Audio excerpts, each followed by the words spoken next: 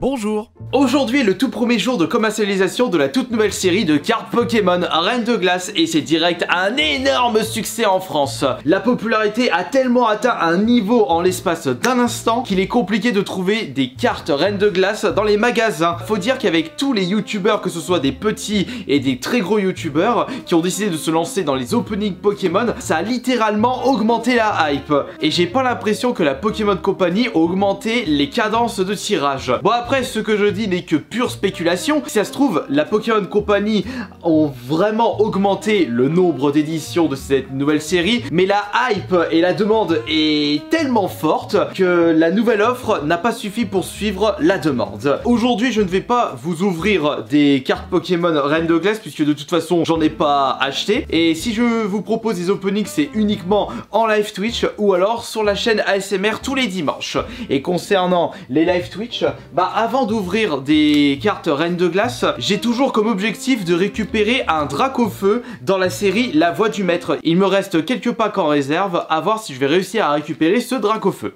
De mon côté, je vais vous proposer une vidéo prévention parce que la hype Pokémon a tellement atteint un niveau faramineux que les tentatives d'arnaque sont devenues de plus en plus nombreuses sur internet et il est préférable pour moi de vous proposer cette petite vidéo afin que vous évitez de tomber dans le piège. Tout ce que je souhaite de votre part, c'est de partager au maximum cette vidéo afin qu'un plus grand nombre de personnes évitent de se faire arnaquer de la façon la plus débile du net, puisque vous allez constater que la nouvelle arnaque est ultra fourbe et vous ne pourrez rien faire pour vous faire rembourser. Et j'ai remarqué cette nouvelle arnaque sur eBay. Si d'ailleurs de votre côté vous désirez acheter des produits sans avoir la peur de vous faire arnaquer, j'ai une alternative à vous partager. Il s'agit des enchères de la maison Milon. D'ailleurs ce week-end, la maison Milon va proposer à toutes les personnes, que ce soit IRL dans la maison Milon ou via le site officiel, des enchères rétro gaming avec une multitude de consoles, de jeux rétro, et comme ce sont des produits originaux officiels qui ont été certifiés par des experts,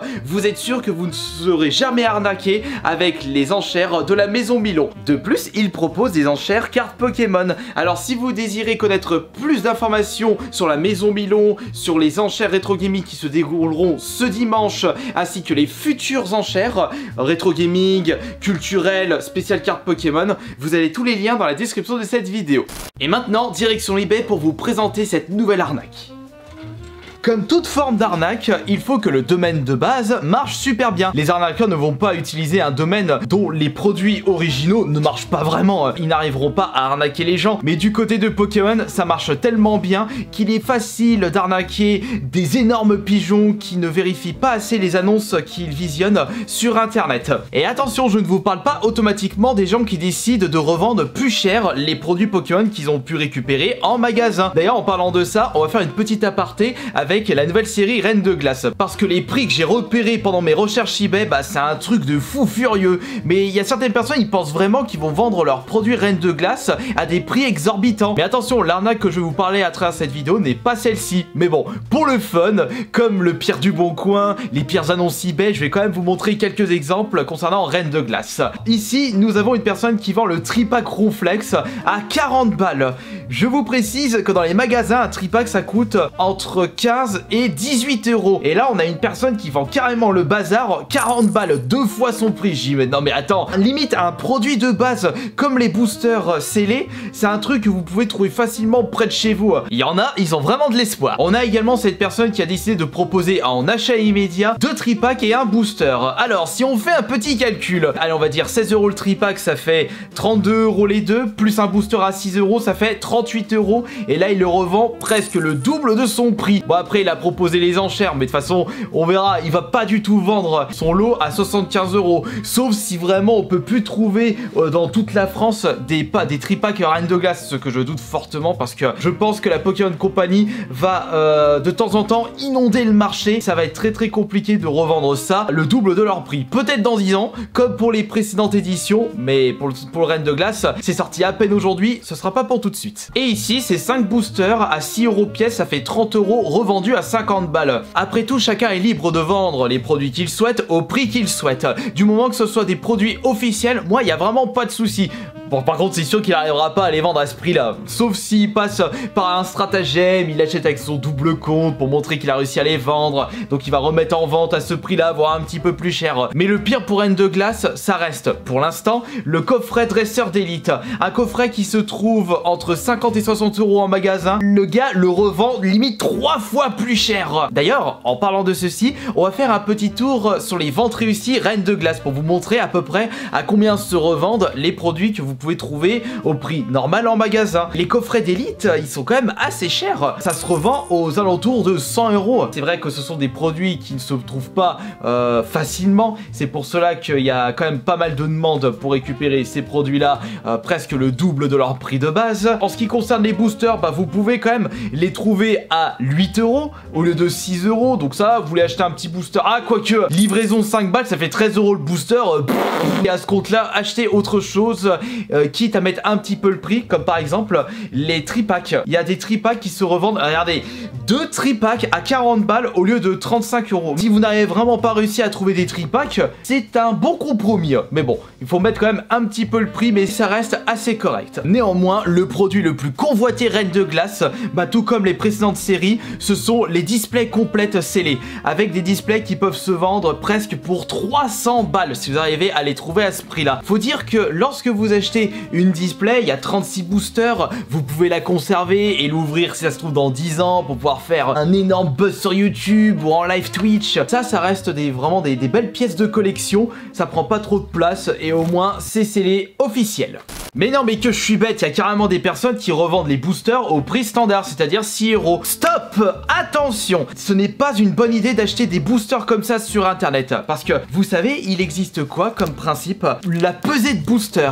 C'est-à-dire que lorsque vous avez un booster comme ceci, qui n'est pas blisté par un gros plastique solide, où il n'y a pas, où c'est pas dans un tripack ou dans un coffret Pokémon, eh bien, avec la pesée précise d'un booster, vous pouvez savoir s'il y a une ultra à l'intérieur, puisqu'une ultra pèse un tout petit peu plus lourd qu'une carte standard. C'est pour cela que je vous déconseille d'acheter des boosters de ce style-là sur internet, sur eBay, parce que vous ne pourrez pas savoir s'il a été pesé au préalable. Vous avez beau acheter plein de boosters pour un peu moins cher, mais si c'est pour tomber sur aucune ultra, bah l'intérêt est zéro. Alors que lorsque vous achetez des coffrets ou des displays, vous pouvez être sûr que ça n'a pas été pesé. C'est pour cela que des displays scellés de ce style-là sont extrêmement chers. Puisque dans un display scellé, il y a un nombre moyen d'ultra, ça dépend de la série, mais je dirais entre 10 et 14 ultras selon votre chance.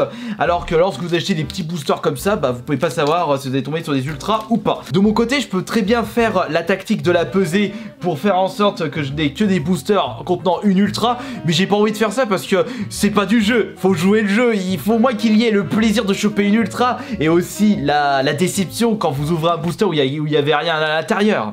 Mais la pseudo arnaque que je viens de vous citer, c'est du pipi de chat par rapport à la suivante. Comment se fait-il qu'une display épée et bouclier se vend à 34,90 € alors que si on observe les autres ventes réussies eBay, on peut tomber sur une display style de combat vendue à 280 € scellée ou alors une autre display vendue à 275 €. Pourquoi il y a une aussi grosse différence? Ah bien, la réponse est simple, claire et on peut vite la répondre, c'est parce que la display est une fausse.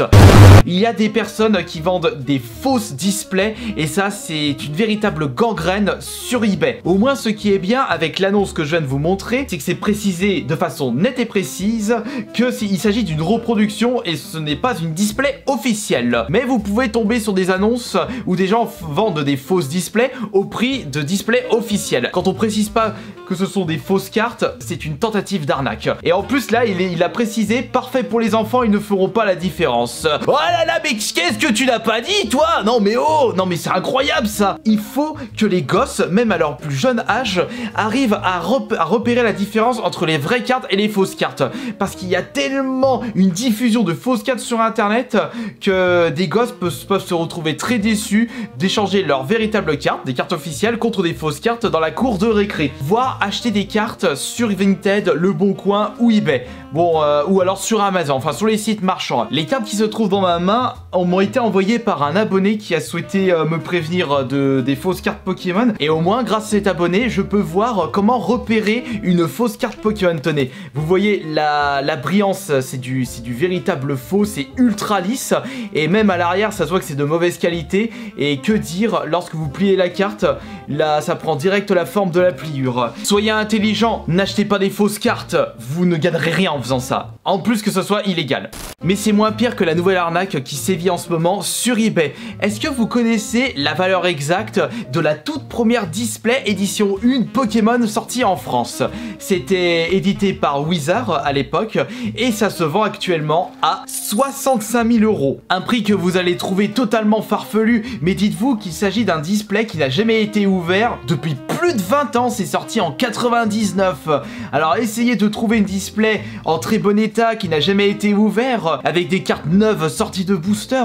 C'est pour cela que ça a atteint des prix totalement incroyables. Et ce n'est pas demain la veille que ça va baisser. Au contraire, ça va continuer à augmenter de par sa rareté et de par la hype qui continue à monter. Mais alors comment se fait-il que sur eBay on trouve exactement le même produit vendu par exemple à un peu moins de 3000 € ou vendu à 150 €, voire 50 € ou alors 18 €? Pourquoi ces objets-là sont vendus à des prix totalement ridicules pour un produit qui est vendu de base à 65 000 €? Eh bien, la tactique est ultra fourbe et il est préférable pour vous d'être au courant de cette nouvelle arnaque afin que vous évitez de tomber dans le piège comme de vulgaires chaussettes parce que vous ne pourrez faire aucune réclamation. On va retourner sur l'annonce vendue à moins de 150 €. Lisez bien le titre de l'annonce. Display set de base édition 1 de 36 boosters, box scellé version française photo.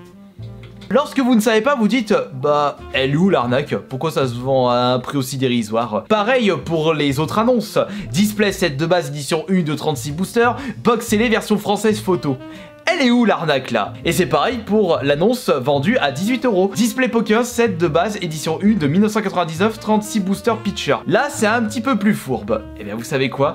En réalité, les personnes vendent non pas la display, mais la photo de la display. C'est-à-dire qu'ils prennent en photo la display qu'ils trouvent sur internet, ils l'impriment et ils envoient ça à l'acheteur. Eh oui, ils vendent carrément une photo. Mais les acheteurs ne peuvent pas faire une réclamation parce que le vendeur précise dans le titre photo. Et c'est pareil pour la description. Je vends uniquement la photo du display, pas la boîte.